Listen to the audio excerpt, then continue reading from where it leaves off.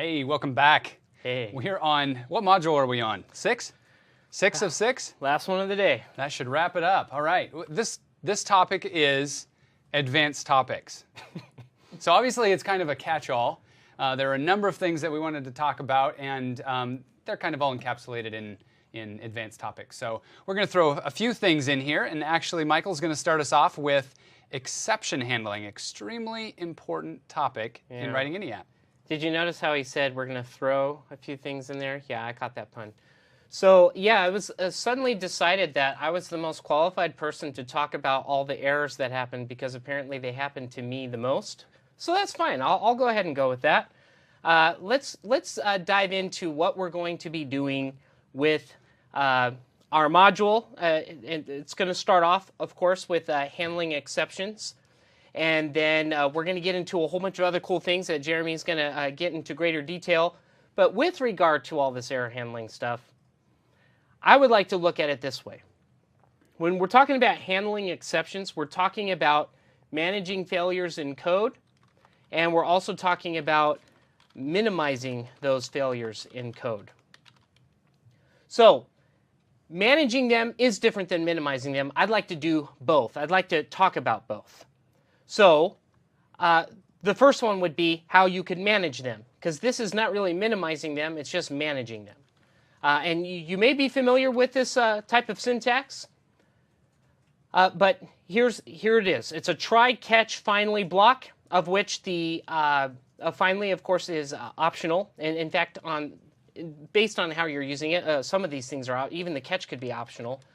With just a finally block. But the typical use would be at least a try and a catch and possibly a finally block. The main ingredient here is that when you are looking at your try, the first thing you want to do is you're saying, okay, well, what are the suspicious lines of code? And when we say suspicious lines of code, what we mean is something that could potentially cause a problem. This could be a custom error that's thrown from an API. It could be maybe you're trying to go across the network or something and grab something through a call. You don't know if it's going to succeed or fail. So there's a number of reasons why something could be suspicious about, I don't trust that this is going to work, which is different than a syntax error. So for example, if I had a syntax error in that try, like var, V-A-R-R, in there, and I misspelled it, well, we're going to, more than likely, you're going to get that one caught immediately in the parsing engine itself. So the try is going to actually catch things that would be thrown as a runtime as opposed to like a syntax error. And so just keep those two in mind. Syntax, you're going to have it caught right away. Usually, like for example, in Visual Studio, it's going to report it immediately the moment you try to run it. If it's a syntax error like VARR, which is not a keyword. But it's not going to know at design time or when you're attempting to run it if the line of code will succeed in going grabbing that data or whatever the case is, or if you're going to misuse the data in some way. So going back to the try, catch, finally, that's what we mean by line or lines of suspicious code. When we catch, the ERR I have in this example is just a name I provided. You can call it whatever you want. A lot of times I see E there. Sometimes I see EX. I don't know. What do you see there? I see E a lot. I like to use E because it means either error or exception. Sure. That's good. And then the classic properties, I just put them in comments right there, you know, from description, message, name, number, and stack. You could access any one of those to get some further information on it. Message is probably the most popular one because it kind of gives that robust, here's what happened. But then there's a couple other ones there that can give you some more detailed information, especially about how or where it was thrown. The finally means whether we succeed or fail. So whether we ended up in the catch or completed the try successfully, we're going to call the finally block, no matter what. So that's a nice little safety net there to do some last minute, whatever you need to do in the finally. Now, the other thing you can do is throw an error. And there's multiple ways to do this. In fact, you're going to see another way in a demo in just a moment. But in this example called throw helper, it's a horrible helper, by the way, because the only thing it does is it throws an error. So it's a lousy helper. But it is helping me to, with no pun intended on the word helping, to showcase that one of the reasons why you would throw an error is because you are creating an API, even if you're the consumer of that API. So a helper function nested somewhere How is it going to report if you misused it? Well, one way is by throwing an error. You could throw an error the classic JavaScript way by providing an error number and the description. And you'll see another way to do it within the Windows 8 world in just a moment. So elsewhere in the code, if I try to use this throw helper and I put it in a try-catch block as I'm doing down below, then what that means is I will have the ability to catch it. So this is what it's going to do. It's going to say, all right, let's go ahead and grab a consolidated message by concatenating whatever the number was, as well as the message, and then we'll log it somewhere. So that's a classic use of what you might do inside of a catch block is notify or log somewhere what happened.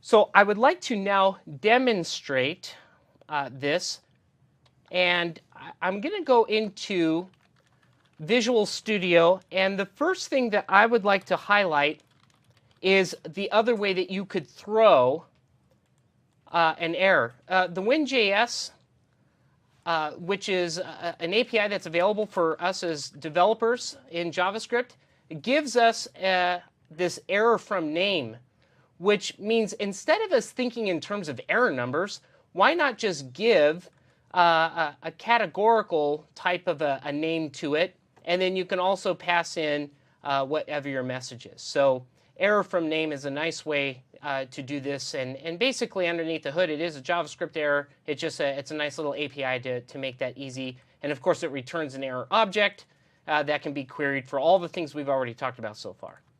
But I think the other benefit of talking about this function, which is called isTypeOf, and this is again in code show, it allows us to say we want to know if the first object that's being passed in is of a certain type. And the type is going to be passed in as a string. Now, one of the things that we need to do anytime we're in JavaScript, and Jeremy, you mentioned this earlier in the day. You're like, one of the advantages we have when we're in a strongly typed language is that there's some worries that we don't worry about. If we say, hey, this was assigned as a string, we know it's going to be a string. Strongly typed. Weakly typed, not the case. Right. So sometimes in our code, what we want to do is we want to say, well, what are you? I want to know what you really are. And there's a few ways that you can query that. I created this helper function that was called isTypeOf because I wanted to say, I want to have an exact way to know exactly what this is for sure.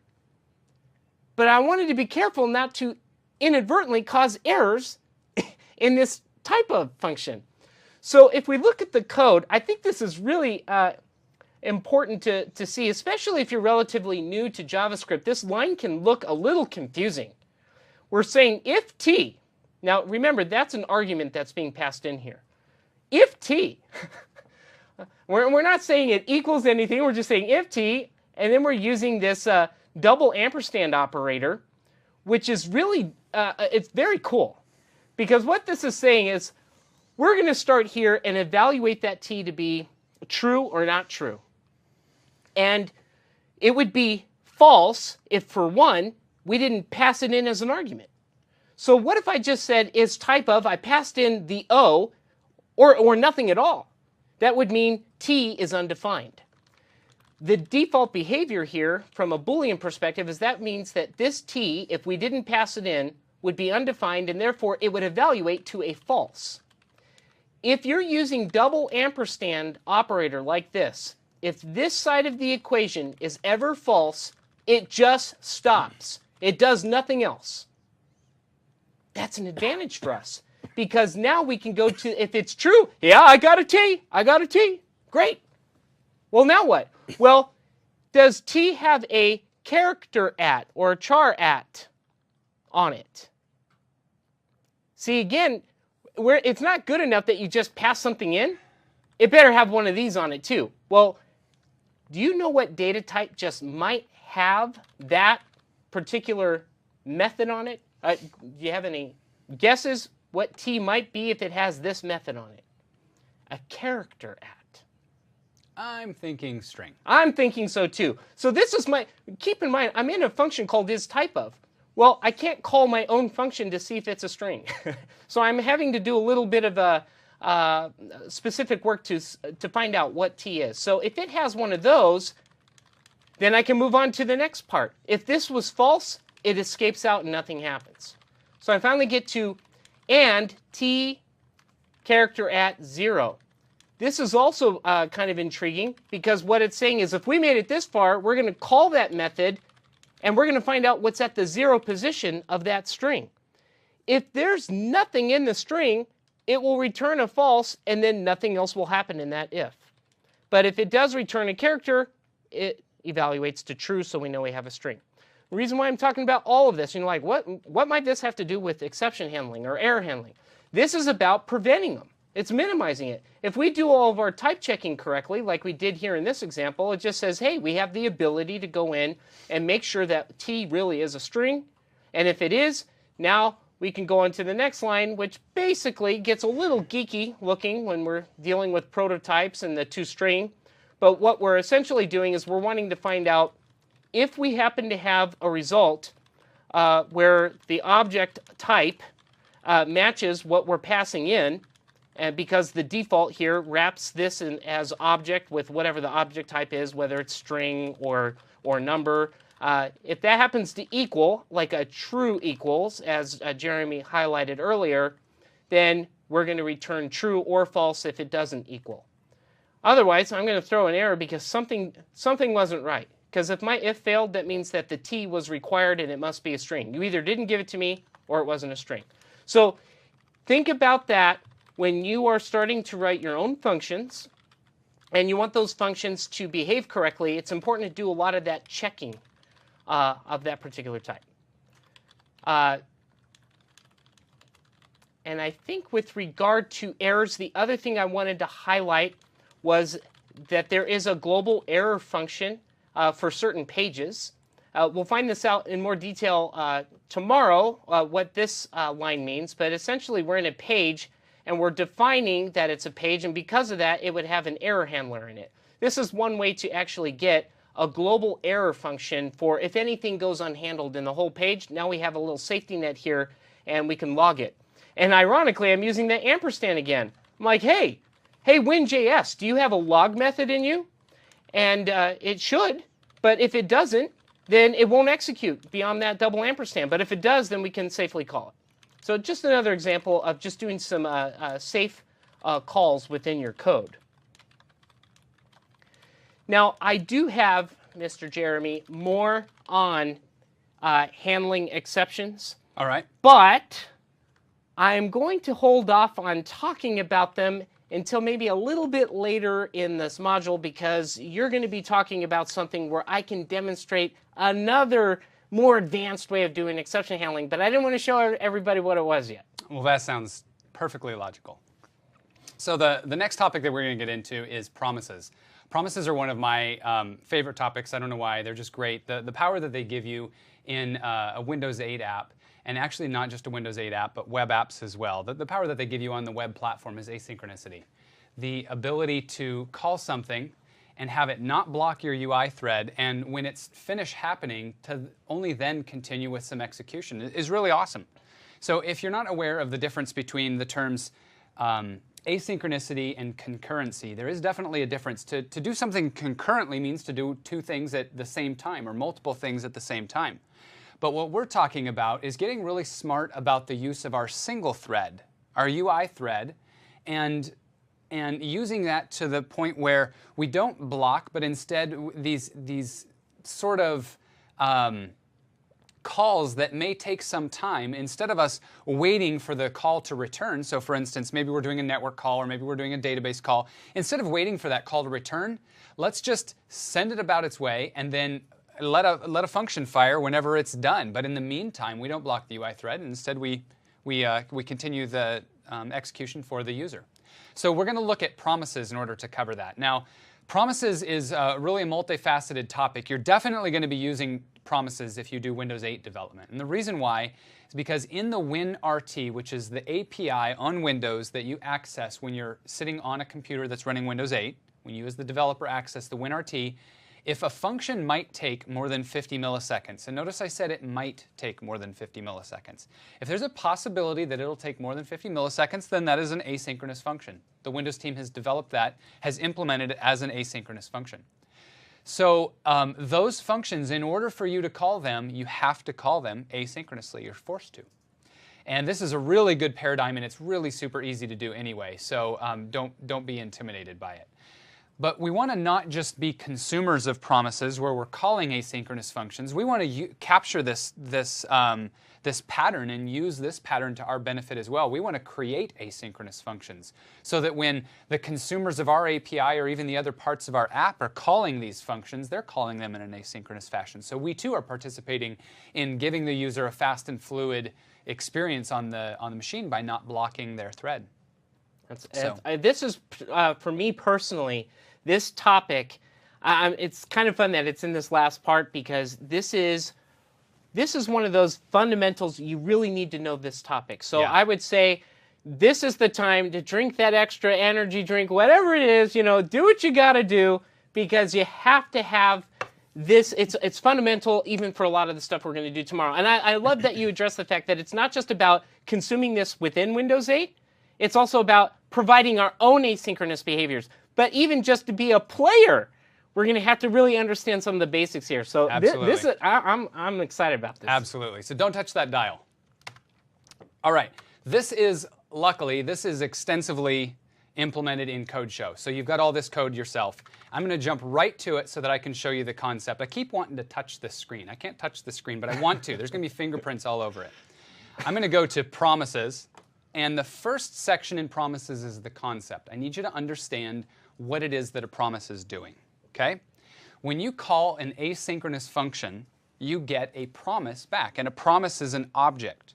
Now, promises are not exclusively a Windows thing or a Microsoft thing. Promises are a JavaScript thing. They were actually defined.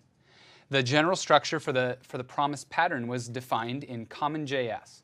And so, like other areas, I love the way that Microsoft implemented this because they said, well, let's do asynchronicity. Instead of just inventing our new thing, let's jump onto something that's already in the web community. Sure. So they implemented promises, and they did a really good job at it. So we get to use promises that are in the WinJS library, but it's actually a very simple implementation. You can go look at the implementation in the WinJS library. You could even make it yourself in a half an hour. It's not a difficult concept. So if you don't mind my interrupting, no, not a problem. I think I'll take an opportunity to kind of use the promise as a segue to something I think we need to address with some of those that are watching right now, and that is the promise of trying to get them a code show that works. So, some are concerned maybe they're downloading a code show, they're not seeing that it's working, there could be a couple of issues. So we do have a couple reminders we'd like to give you, and I'll start with one. You need to be using RTM of Windows 8. Windows 8 RTM, that's right. Yeah, if you have Windows 8 RP, you could try to fiddle around with it and change the references and stuff and get it to work, but you might keep running into errors. If you have Windows 8 RTM, it should work. Now, when you go to, if we could just switch to my screen here, when you go to Code Show, you need to go to the Source Code tab. And if all you want to do is kind of follow along, then right here you've got all the source available to you. You can jump into the Code Show folder, and you can jump into the pages. And for instance, the one I'm looking at right now is promises. So you can expand promises, and you can see each of these files, and they're rendered for you with pretty printing and everything in the window, in the browser. So you can see and follow along by just doing that. If you want to download it, don't go to downloads as you might think. That's for releases. When we build Code Show as a release, for instance, it would go there. But if you just want to download the source code, then under source code, hit download, and it'll download that as a zip. Now, that downloaded solution is still going to have, because it's with Code Show, with Codeplex, you get the benefit of being able to work with source control bindings.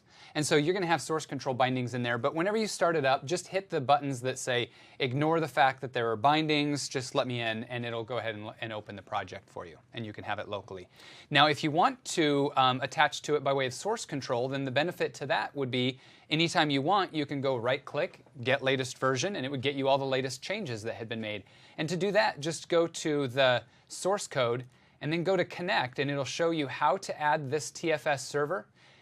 in your Visual Studio, and you actually have to have a CodePlex login, and it'll show you your CodePlex login right there, and you can connect to it through TFS. Okay, so the TFS server through CodePlex is really awesome the way it works. It handles all your ALM, all your work items and everything. So if you guys have any questions about that, go ahead and put it in the chat window. But we've seen some questions, so yeah, I thought we'd I address think that. that's good that we address that. Thanks. Now we have built up promises so much that it had better be a good show. It's going to be a good show. Okay, so first the concept. I want you guys to understand again what problem we're solving here. So the first problem is this. I have emulated a long sync task by just doing a while loop. Okay, so in the code, this long sync task, I'll actually show you what that looks like. We'll go to promises.js, and I'll scroll to the end, and you can see the long sync task does a while loop for a long time. Does it for as many seconds as you give it. So right now I've chosen 3 seconds for a delay. So for 3 seconds, this runs through a while loop, which blocks the main thread. It's synchronous. You can't do anything until you get to the end of that. Okay? So as far as concurrency goes, this is none. This is 0 concurrency. So that's what long sync task is. Now long task async is implemented. It's the same kind of wait, but it's implemented using the set interval. So this is not a blocking thing. This is asynchronous. As soon as it calls set interval, it automatically returns. So that's one of the concurrent functionalities, or the asynchronous functionalities that's given to you in JavaScript. But both of those present a problem. Here's the first problem. This task blocks the UI. When I click the Start button, after 3 seconds, it's supposed to complete this progress bar. Let's try it. Boom. Notice that my button is frozen, and I can't click back. I can't do anything. It delayed, and 3 seconds hit, and I was finally able to go back. But it froze my UI for 3 seconds. That's not a good experience. We don't want that to happen to the user ever, ever, ever, ever. 3 seconds later, then finally, boom, it finishes. So that's a problem because we're frozen. The next one is a problem, and I'll show you why. This is the async task. Let me go ahead and click Start. It is going to take 3 seconds for this function to go, but the progress bar advances immediately. Now the problem with that is that it's a lie. The task didn't finish. We came back from our task in an asynchronous fashion and went ahead and finished our progress bar, and our task hadn't finished yet, so we lied to the user. So both of those are a bad experience. This is not the way you want it to happen. What we do want to happen is we want to implement promises and use the async task so that it doesn't block the thread, but not do anything until that async task has completed. So watch the way this one works. I'm going to hit Start. 1, 2, 3. Now we not only get to complete this thing only after it's been completed, but all along we can get progress updates. So we've got a lot of control over what happens and when we use this promise pattern. Now you're welcome to look at the code behind these, but it might be better to go to the uses section of the promises page and look at the code behind these. This goes from the simplest to the more advanced usage of promises. The first is just consuming a promise. So this is what you're going to do when you notice in the WinRT that there is a function that takes longer than 50 milliseconds, possibly, so it's implemented as an async function and you want to call it. So the first one, if we go to the consuming a promise example, this is the code for this demo right here, consuming a promise. Let me go ahead and click Start. Boom. 3 seconds later, I get the finishing of that bar. Now let's look at how we implemented that. The first thing that we did was we got this element that contains everything regarding method 1, and then I'm using that queue function I told you about to find the button. And when the button is clicked, we are defining this function to run.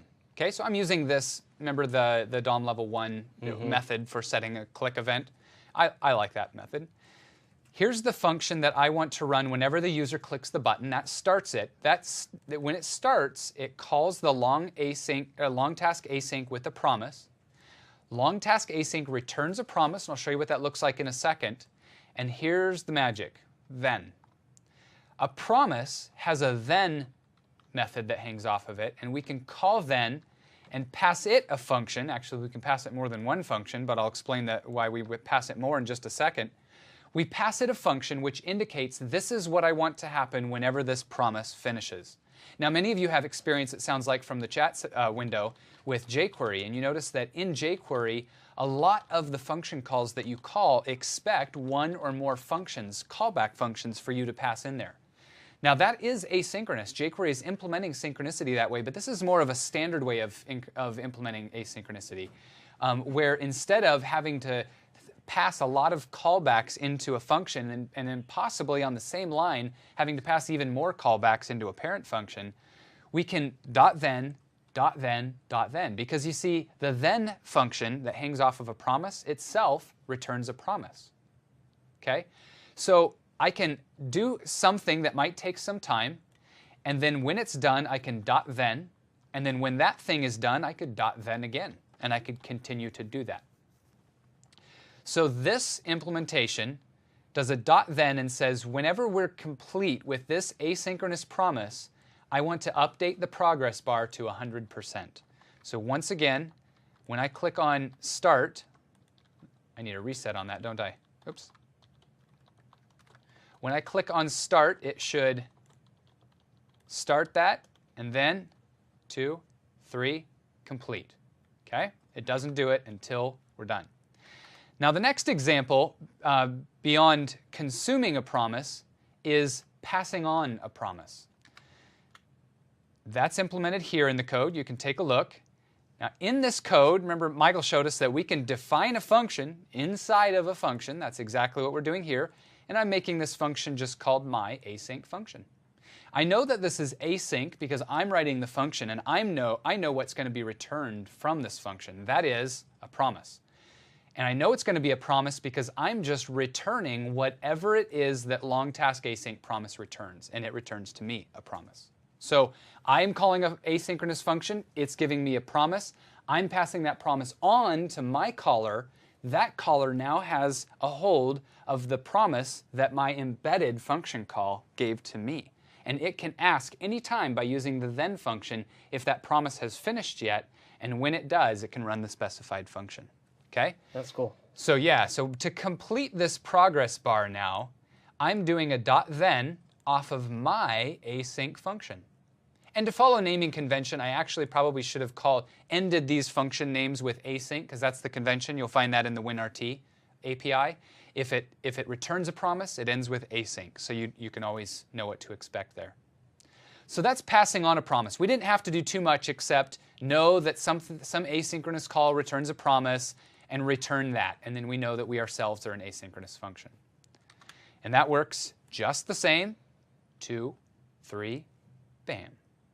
Passing on a promise. Sweet. Now we get a little bit more complicated. Not too much. Not too much. It's not too big of a concept to wrap your head around. We're going to create our own promise. So this means that we're going to do something. We know that it's going to take some time, and we don't want the user to do anything with the results until such time as our promise is complete. So we start out inside of our async function saying, I want to create a new Win.js promise. And in fact, this is what I'm going to return.